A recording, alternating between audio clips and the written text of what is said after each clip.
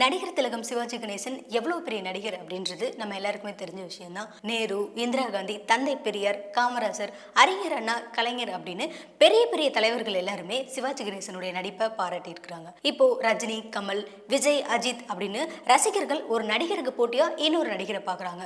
அதே மாதிரி அந்த காலத்துல எம்ஜிஆருக்கு போட்டியா சிவாஜி கணேசனை தான் சொல்லுவாங்க. அப்படி இருக்கிறப்போ என்னை விட சிறந்த நடிகர் சிவாஜி கணேசன் தான் அப்படின்னு சொல்லி எம்ஜிஆரே சிவாஜி கணேசனை பாராட்டி இருக்கிறாங்க. இவ்வளோ பேர் புகழுக்குரிய நடிகர் திலகம் சிவாஜி கணேசன் தமிழ் சினிமாவில் படைச்ச சாதனைகள் பத்தி இந்த நிகழ்ச்சியில திரைப்பட தயாரிப்பாளர் மற்றும் இயக்குனருமான சித்ரா லட்சுமணன் சார் நம்ம கூட ஷேர் பண்ணியிருக்காங்க.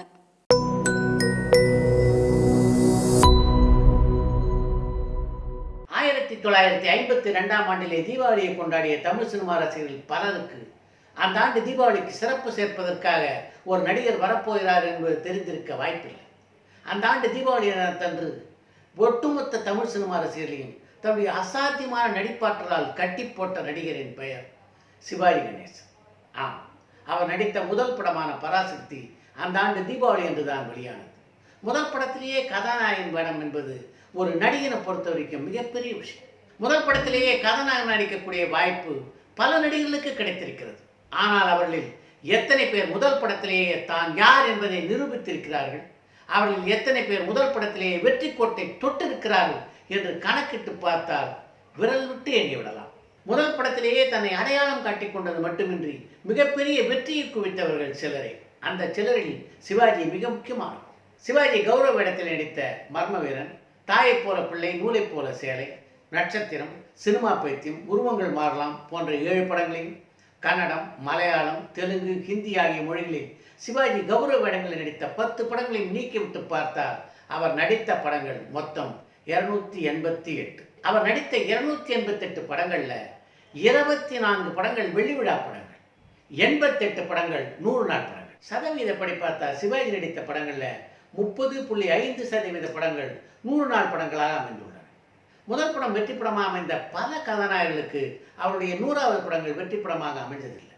உதாரணத்துக்கு ஜெமினேஷனுடைய 100வது படமான சீதா, ஜெய்சங்கருடைய 100வது படமான இதயம் பேசுகிறது, கமல்ஹாசனுடைய 100வது படமான ராஜபார்வை, ரஜினிகாந்துடைய 100வது படமான ஸ்ரீ ராகவேந்தர் என்று பல படங்களை இதற்கு உதாரணமாக சொல்லலாம். ஆனால் சிவாஜியை பொறுத்த வரைக்கும் அவருடைய 100வது படமான நவராத்திரி மட்டுமின்றி அவருடைய 125வது படமான உயர்ந்த மனிதன், 150வது படமான சவாலே சமாளி, 175வது படமான அவன்தான் மனிதன், 200வது படமான திருசுரம் ஆகிய எல்லா படங்களுமே வெற்றி படங்களாக அமைந்தன. சிவாஜி நடித்த படத்தில் உங்களுக்கு பிடித்த படம் எது என்று எந்த தமிழ் சினிமா ரசிகனை கேட்டாலும் ஒரு படத்துடைய பெயரை சொல்லிவிட்டு அந்த ரசிகரால் நிச்சயமாக நிறுத்த முடியாது. குறைந்தது 10 படங்களுடைய பெயர்களையாவது அவர் பட்டியலிடுவார். சமரசங்கள் நிறைந்த இந்த சினிமா உலகில் நல்ல பாத்திரங்களில் மட்டுமே நான் நடிப்பேன் என்று எந்த நடிகராலும் இருக்க முடியாது என்பது மட்டும் இல்லை, அப்படி இருக்கவும் விடமாட்டார்கள் என்பது நாம் எல்லோரும் அறிந்த ஒரு உண்மை. அப்படிப்பட்ட ஒரு சூழ்நிலையில இந்த திரையுலகில் சிவாஜி நடித்த படங்களின் பட்டியலை பார்க்கும்போது கண்ணாடி சில்லுகளாலான கலைடாஸ்கோப் என்ற கருவியிலே நாம் கண்ணை பதித்து பார்க்கும்போது அதன் காட்சிகள் மாறியபடி இருக்குமே, அதுபோல் இந்த மாமனிதர் எப்படிப்பட்ட படங்களை எல்லாம் தந்திருக்கிறார் என்ற வியப்பு நம்மையும் அறியாமல் தோன்றுவதை எந்த சினிமா ரசிகனாலும் தவிர்க்க முடியாது. 1952ஆம் ஆண்டு தன்னுடைய முதல் படமான பராசக்தியிலேயே முழு நடிகனாக அறிமுகமாயிருந்த சிவாஜி அதற்கு அடுத்த ஆண்டில், அதாவது 1953ஆம் ஆண்டில் மொத்தம் 7 திரைப்படங்களிலே நடித்திருந்தார். அந்த 7 திரைப்படங்களில் கலைஞருடைய கதைவசனத்திலே உருவான திரும்பிப்பார் திரைப்படமும், எல்வி பிரசாதுடைய இயக்கத்திலே உருவான பெம்புடு கொடுக்கு என்ற தெலுங்கு படமும் 100 நாட்களை கடந்து ஓடின. 1954ஆம் ஆண்டிலே வெளியான மொத்த படங்கள் 35. அந்த 35 படங்களில் 8 படங்களில் சிவாஜி தான் கதாநாயகன். அவர் நடித்த அந்த 8 படங்களில் மனோகரா, கல்யாணம் பண்ணியும் பிரம்மச்சாரி, எதிர்பாராது ஆகிய 3 படங்களும் 100 நாள் படங்களாக அமைந்தன. அதே ஆண்டு வெளியான தூக்கு தூக்கி, அந்த நாள் ஆகிய 2 படங்களில் அந்த நாள் வெளியான போது வெற்றி படமாக இல்லைன்னாலும் மறு வெளியீட்டின் போது மிகப்பெரிய வெற்றியை குவித்தது. அதே ஆண்டில் வெளியான இன்னொரு படமான தூக்கு தூக்கி 100 நாள் என்ற வெற்றி கோட்டை தொடவில்லை என்றாலும் அதுவும் வெற்றி படமே. ஒவ்வொரு ஆண்டும் குறைந்தது 2 100 நாள் படங்களை கொடுத்த சிவாஜியுடைய திரையுலக வாழ்க்கையிலே அவரது 2வது வெள்ளிவிழா படமாக ஏபி நாகராஜனுடைய வசனத்திலும் கே சோமனுடைய இயக்கத்திலும் உருவான சம்பூர்ண ராமாயணம் படம் அமைந்தது. அந்த படத்தில் ராமர் வேடத்திலே என் டி ராமாராவ், சீதையாக பத்மினியும் ராவணனாக டி.கே. பகவதியும் நடிக்க பரத நாடத்தில் நடித்திருந்தார் சிவாஜி. அந்த பட அனுபவத்தை பற்றி கூறும்போது நடிப்பில் சிறிய பாத்திரம் பெரிய பாத்திரம் அப்படின்லாம் பார்க்கக்கூடாது. எந்த பாத்திரத்தை நடித்தாலும் அந்த பாத்திரம் மக்கள் மனதிலே பதிகிறதா என்று பார்க்க வேண்டும். இந்த ராமாயணத்தை நாடகமாக போட்ட போது அந்த நாடகத்தில் சீத்தை, இந்திரஜித், சூர்பனக, பரதன் என்று பல வேடங்களிலே நான் நடித்திருக்கிறேன். சம்பூர்ண ராமாயணம் திரைப்படமாக வெளியான போது அதிகமாக திரைப்படங்களை பார்க்காத மூதறிஞர் ராஜாஜி அந்த படத்தை பார்ப்பதற்கு வந்தார். அந்த படத்தை பார்த்துட்டு அவர் வெளில கிளம்பும் போது படம் எப்படி இருக்கிறது என்று எல்லோரும் அவரிடம் கேட்டார். அவர் என்ன பதில் சொன்னார் தெரியுமா? பரதனை பார்த்தேன் என்றார். அது போதாத எனக்கு எவ்வளவுதான் புகழ் பணம் எல்லாம் சம்பாதிச்சாலும் மூதறிஞர் ராஜாஜியினுடைய அந்த ஒரு வார்த்தைக்கு அதெல்லாம் ஈடாகுமா என்று தன்னுடைய சுயசரிதையிலே பதிவு செய்திருக்கிறார் நடிகர் திலகம் சிவாஜி கணேசன். சிவாஜியுடைய திரை வாழ்க்கையிலே அவர் மிகப்பெரிய வெற்றிகளை குவித்த ஆண்டுன்னா அது 1961 ஆண்டு தான்.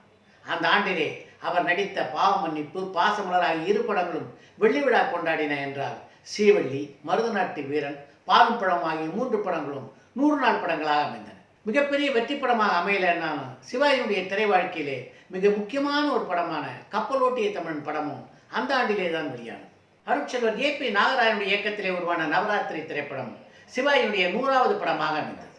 இப்போது உள்ளதைப் போல கிராபிக்ஸ் வசதிகளோ அயல் நாட்டு ஒப்பனையாளரின் பக்கபலமோ இல்லாமல் அந்த படத்திலே தான் நேற்றிருந்த 9 வேடங்களிலும் வித்தியாசம் காட்டி நடித்து ரசிகருடைய மனதை கொள்ளை கொண்டிருந்தார் சிவாஜி. சிவாஜியை பொறுத்த வரைக்கும் முதல் படத்திலிருந்தே வெற்றியை சுவைத்தவர். அதனால் படங்களுடைய வெற்றியோ பாராட்டோ சிவாஜி கிட்ட மிகப்பெரிய மாறுதல்களை என்றுமே ஏற்படுத்தியதில்லை. அப்படிப்பட்ட சிவாஜிக்கு இன்ப அதிர்ச்சியை தந்த ஒரு விருது என்றால் அது ஆசிய ஆப்பிரிக்க திரைப்பட விழாவிலே வீரபாண்டிய கட்டபொம்மன் படத்திலே மிகச் சிறப்பாக நடித்ததற்காக அவருக்கு வழங்கப்பட்ட சிறந்த கதாநாயக விருது தான் அது. எகிப்து நாட்டில் நடைபெற்ற அந்த விழாவிலே வீரபாண்டிய கட்டபொம்மன் படத்திலே மிகச் சிறப்பாக நடித்ததற்காக சிறந்த கதாநாயக நடிகர் என்ற விருதினை சிவாஜிக்கு வழங்குவதற்கு முன்னாலே வீரபாண்டிய கட்டபொம்மன் படத்திலே சிவாஜி கணேசன் நடித்த சில காட்சிகளை அங்கே திரையிட்டார். அதற்கு பின்னாலே சிவாஜிக்கான விருது அறிவிக்கப்பட்டது. அந்த பிரம்மாண்டமான திரையிலே சிவாஜி சிங்கமென கர்ஜித்ததை பார்த்திருந்த ரசிகர்கள் ஆஜானுபாவான தோற்றத்துடன் ஒரு கதாநாயகன் மேடையேறப் போகிறான் என்று காத்து கொண்டிருந்த போது 5 அடி உயரத்திலே அமைதியாக மேடை ஏறினார் சிவாஜி.